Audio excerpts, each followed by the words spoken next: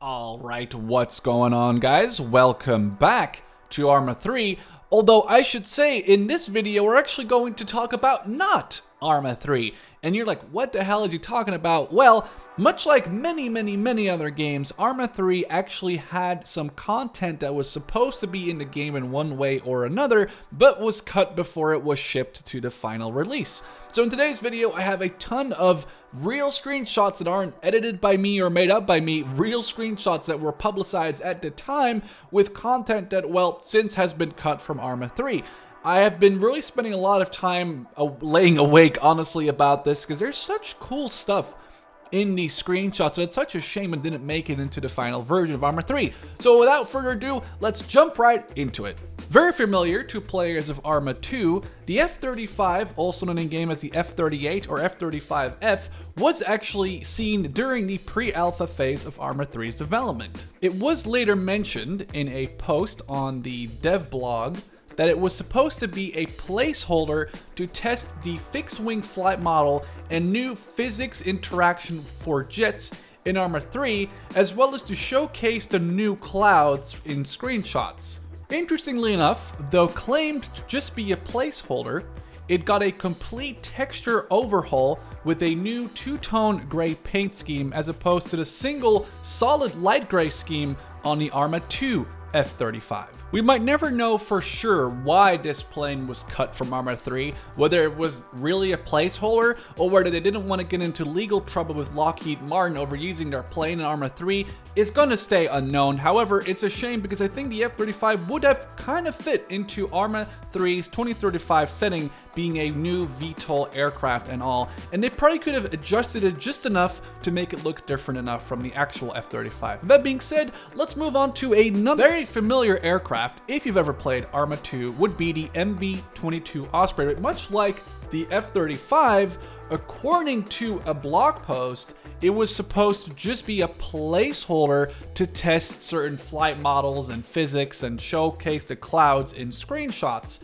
However, interesting thing that I found out while researching for this video is that there is actually a Easter egg on the Stratus map just south of the airstrip in the ocean is a crashed MV22, and I believe you can actually spawn in a crashed MV22 in the editor. So there is still some remains of the MV22, but sadly enough, not in the live version of Arma 3. Why it was cut, we'll never know. We'll have to go along with what they said, that they just wanted to use it as a test.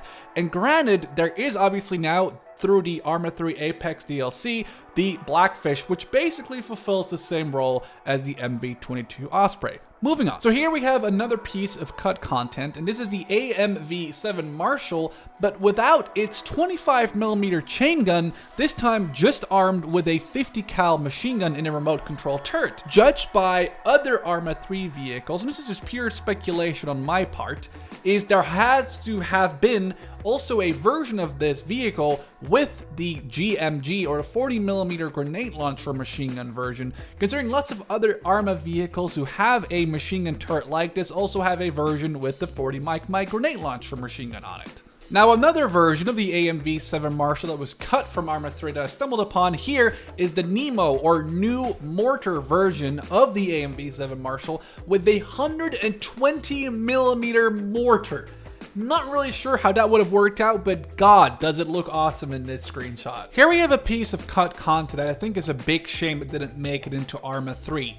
The XM25 CDTe, or the Counter Defilade Target Engagement System. This basically is a grenade launcher that air bursts. You set it to a certain range, the grenade flies out and will explode right above where you set the range to. If a target that you're trying to engage is hiding behind a piece of sandbag or a car or any piece of cover, you set the grenade to detonate right on top of them, so making no location safe.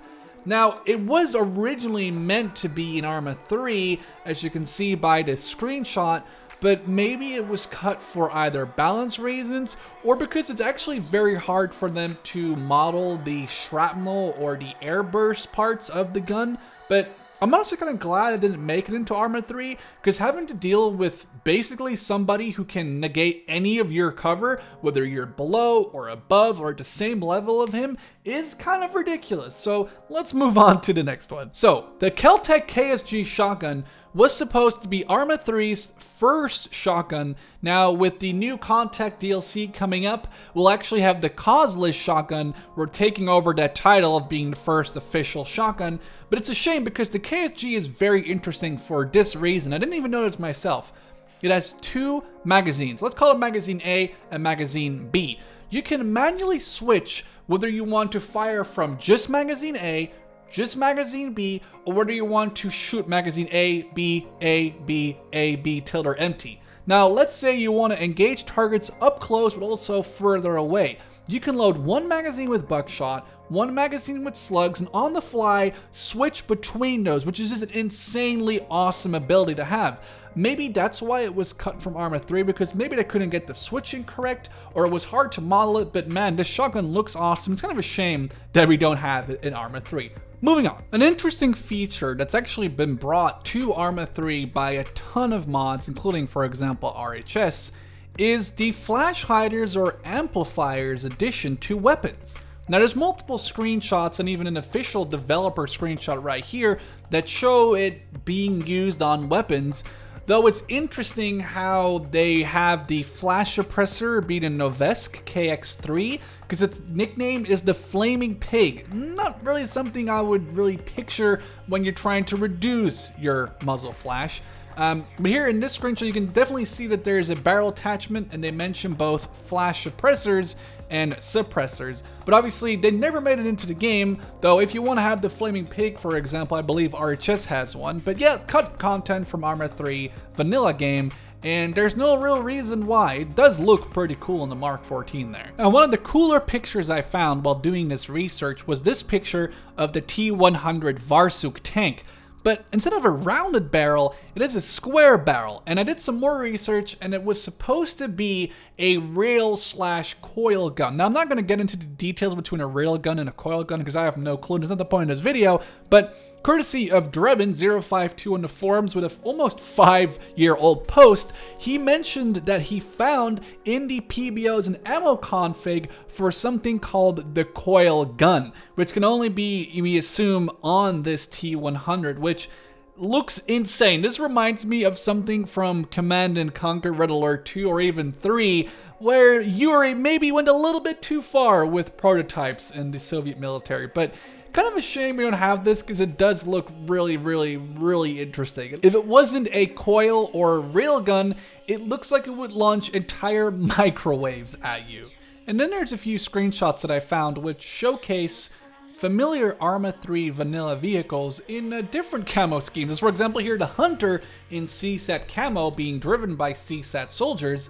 We have a Mohawk flying for NATO, and last but not least, we have Slammers in what almost looks like CSAT camo. Now the reason that they are there in different camos is very likely because Bohemia made the assets, but they weren't 100% sure what side they wanted to use what equipment, so they probably made them in different camouflages, and then later on they realized that, for example, the Hunter was supposed to be a NATO vehicle and not a CSAT one, but they kept the screenshot up for whatever reason. But it's interesting to see these camouflages. Kind of a shame that we don't even have access to these anymore, because it would be cool to, let's say you want to do a captured vehicle op where the CSAT captured some hunters and camouflage them in their own camouflage to prevent friendly fire. Just an idea. It's a shame that the screenshots are there, but they're not in game anymore. Right here, we have the solution to the sausage fest that is currently Arma 3. Every town you go into, every city you walk through, every village, every civilian is male. Now, the main reason for this, I think, is that they didn't want to have to create every single piece of equipment to fit on female bodies too. Obviously, if you have female NPCs, you kind of are forced, in my opinion, to also make them, you know, playable characters in multiplayer. But a vest or a uniform or even a weapon being held is going to look different on a woman than it is going to be on the man. It's not even talking about voice acting, whether you could be a female in the campaign or you could come across females in single player or in co-op. So there's a lot of reasons why they probably cut females in Arma 3.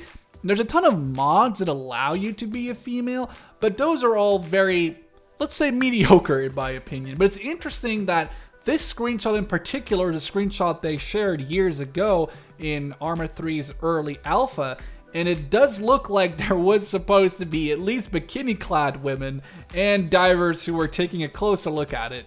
Now, we've looked at the cut content. There's one more thing I wanted to mention, and that is Altis versus Lemnos. So this doesn't necessarily belong in a cut content video because it's not cut, but it's altered in a way that I think really is interesting to add to this video as a sort of final closing. The island of Altis in Arma 3 was supposed to be called Lemnos, and the interesting reason is that they sent two developers out to Lemnos, the real life island of Lemnos, to do research for Arma 3. And they then got detained by police for 129 days based on charges of espionage, because they were going around the island making pictures of anything, including military bases and the airfield. And I guess the police wasn't a big fan of that. Eventually, after 129 days later, they were sent back to the Czech Republic, but that's the reason why the island is no longer called Lemnos but Altis, and a lot of the names have obviously changed. And judged by this particular screenshot from the Arma 3 official Facebook page, a lot more roads were originally meant to be on the map on Altis, but you can definitely see, especially if you go to the northeast, there's a lot less roads up there in the game than this screenshot is actually showing. With that, we come to the conclusion of this video. As we can safely say now, a lot of content has been cut from Arma 3 for whatever reason, from women in bikinis to weapons to aircraft. I can only hope that you enjoyed this video. Love to see you guys in the next one, and I do very much intend to make more videos like this. Cheers!